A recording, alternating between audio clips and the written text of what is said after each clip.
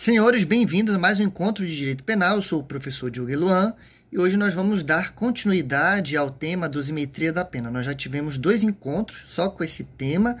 No primeiro encontro, nós tivemos o estudo das noções gerais e no segundo encontro, nós tivemos uma conversa sobre as circunstâncias judiciais. Nós ficamos agora para esse terceiro encontro para trabalhar na segunda fase da dosimetria. Então, como eu disse nos 2 primeiros encontros, no tema dosimetria da pena, nós temos 3 fases, que é o critério criado por Nelson Hungria. Na primeira fase, o juiz ele vai ter que estabelecer a pena base, e nós estudamos isso fazendo o estudo analítico de todas as circunstâncias judiciais. O juiz ele vai encontrar um valor. Então, na pena base, ele vai determinar o valor, e aí nós vamos partir agora para a segunda fase. Na segunda fase, é o estudo das agravantes ou das atenuantes, se existirem no caso concreto. Então, é aqui que nós vamos estudar. Então, eu disse que na primeira fase, nas circunstâncias judiciais, o magistrado ele tem que se ater ao mínimo e ao máximo da pena. Ele não pode nem ultrapassar o máximo e também não pode colocar a pena inferior ao mínimo. Aqui na segunda fase, vale a mesma regra. Possa ser que exista 5 agravantes, não importa, ele não pode ultrapassar a pena acima do máximo. Possa ser que exista também algumas atenuantes, não vai importar, ele não pode ultrapassar abaixo do mínimo, então ele vai ter que ficar sempre na segunda fase também respeitando essa regra que existe na primeira fase, não podendo ultrapassar o máximo e nem podendo diminuir do mínimo, tá bom? Então, aqui nessa segunda fase, como eu já disse, já no início, nós temos as agravantes e as atenuantes, e as agravantes estão previstas no artigo 61 e 62 do Código Penal, e nós temos as atenuantes que estão previstas no artigo 65 e 66 do Código Penal. Então, a gente primeiro vamos conversar sobre as agravantes, mas em relação tanto às agravantes como às atenuantes, diferentemente da primeira fase, que são chamadas de circunstâncias judiciais, aqui na segunda fase, nós já vamos ter o nome delas com circunstâncias legais. Por que legais? Porque elas estão expressamente determinadas pela lei. Inclusive, a utilização dela é compulsória. Se está previsto uma agravante ou se está previsto uma atenuante, o juiz vai ter que utilizar. Então, primeiro nós vamos conversar agora a respeito das agravantes. As agravantes, elas estão previstas, como eu disse, pelo menos na parte geral do Código Penal, no artigo 61 e no artigo 62. Inclusive, como eu falei aqui da parte geral do Código, é importante que eu explique para os senhores que nós temos as chamadas agravantes genéricas, que se aplicam a todos os crimes, que é justamente as agravantes que estão descritas no artigo 61 e no artigo 62, assim como nós temos as atenuantes também genéricas, que estão previstas no artigo 65, e a gente vai ver a situação também do artigo 66.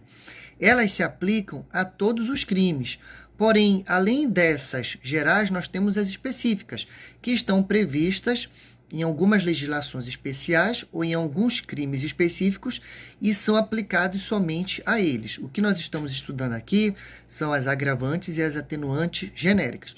Em relação às agravantes, elas estão previstas no rol taxativo. O que isso quer dizer? Que o juiz não pode criar nenhuma agravante, ele só pode utilizar as que estão ali. Já em relação às atenuantes, elas já não estão previstas no rol taxativo. Por quê?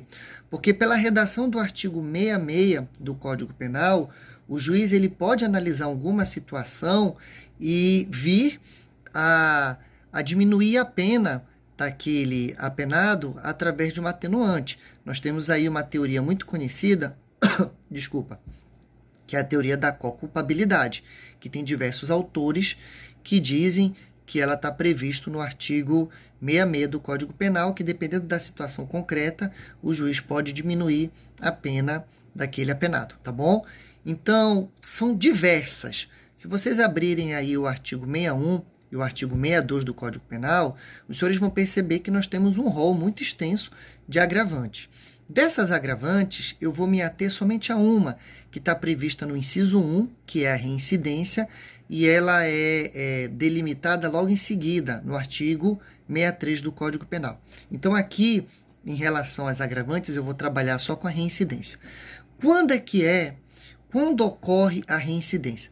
Pela redação do artigo 63 do Código Penal, ocorre a reincidência quando, anteriormente, o apenado foi condenado no Brasil ou no estrangeiro por uma sentença penal que não caiba mais recurso.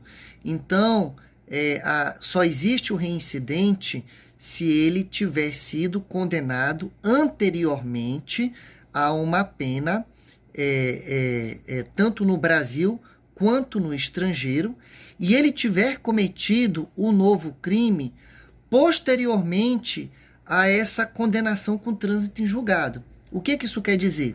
Que para nós falarmos de reincidência, obrigatoriamente, nós estamos falando da existência de dois crimes. Um primeiro crime cometido tanto no Brasil quanto no estrangeiro, em que tenha uma pena que já ocorreu trânsito em julgado dessa pena, e um segundo crime que foi praticado posterior ao trânsito em julgado desse primeiro crime. Então, aqui o pulo do gato, para vocês gravarem sobre reincidência, é que o segundo crime, ele deve ser praticado posterior ao trânsito em julgado do primeiro crime. Então, nós só vamos ter reincidência se ocorrer isso. E aí, a reincidência, alguns autores, eles dizem que ela pode ser real ou ficta. Quando é que vai ser a reincidência ficta? A reincidência, ela vai ser ficta quando o apenado, ele pratica um novo crime, logicamente, depois de ter transitado em julgado um crime anterior, mas ainda no curso da sua pena. O que isso quer dizer? Vamos imaginar que seja um condenado que esteja de livramento condicional. Então, durante o livramento condicional, ele ainda está cumprida a sua pena, ele pratica um novo crime. Então, aqui nós vamos ter a chamada reincidência ficta, porque ele praticou um novo crime, estando ainda no cumprimento de uma pena anterior. Já a reincidência real, ela ocorre quando o segundo crime ele é praticado após o cumprimento do primeiro crime. Vamos imaginar que o réu tenha sido condenado a 10 anos, ele cumpriu os 10 anos da pena dele e com 11 anos, um ano após ele ter cumprido integralmente a sua pena, ele vem a praticar um novo crime. Então aí vai ser a chamada reincidência real. Só tem uma informação aqui muito importante, é que no nosso sistema a reincidência ela é temporária. Por quê? Porque conforme a legislação diz no artigo 63, 5 anos após o cumprimento da pena, vamos imaginar que o réu tenha sido condenado a 10 anos. Então, ele cumpriu os 10 anos. Depois de 5 anos desses 10 anos, ele volta a ser primário. Então, a reincidência, ela somente vai ter existência no período de até 5 anos após o cumprimento da pena. Então, isso é importantíssimo, porque, diferente dos antecedentes, que é perpétuo, a reincidência, no nosso caso, ela é temporária. Então, o que ocorre com essa reincidência depois desses 5 anos? Ele volta a ser primário. Olha que interessante. Aquela pessoa, depois de 5 anos do cumprimento integral da sua pena, ela volta a ser primário. Porém, essa reincidência, ela se transforma em maus antecedentes e vai ser utilizada lá nas circunstâncias judiciais. Então, depois que acaba esse período, o nome desse período é chamado período depurador. É bom os senhores gravarem isso. Esse período de 5 anos após o cumprimento do seu crime. Então, depois do período depurador, que é esse período de 5 anos, eu não digo mais que o apenado ele é reincidente. Eu vou dizer, no caso concreto, que o apenado agora, depois do prazo de 5 anos, ele vai simplesmente ter maus antecedentes. Então, essa informação é muito importante. Eu vou conversar agora aqui a respeito com os senhores, fazendo um cruzamento entre o Código Penal e a Lei de Contravenções Penais, porque tem uma informação muito interessante. Se eu tenho um crime anterior com trânsito em julgado e posteriormente eu faço um novo crime, eu sou reincidente. Se eu tenho um crime anterior com trânsito em julgado e posteriormente eu faço uma contravenção penal, eu também vou ser reincidente. Se eu tenho uma contravenção penal anterior com trânsito em julgado e posteriormente eu faço uma outra contravenção penal, eu vou ser reincidente. Agora, olha que interessante. Se eu tenho primeiro uma contravenção penal com trânsito em julgado e posteriormente eu pratico um crime, eu não sou reincidente, eu sou primário. Então, se eu tenho anteriormente uma contravenção penal e posteriormente eu vou ter um crime, eu vou ser considerado primário. E por último, se eu tiver uma contravenção que foi praticada no estrangeiro e eu tenho uma contravenção que foi realizada aqui no Brasil, eu também vou ser primário, porque eu não posso ter a prática de contravenção fora do território nacional. Ou seja, aqui é a questão da extraterritorialidade. Esse assunto é bem interessante. O que pode ocorrer também é uma situação muito interessante. Em relação às agravantes, nós temos elas de diversos modos, eu sempre vou ter que analisar que essas agravantes, elas só podem ser aplicadas de forma residual. O que isso quer dizer?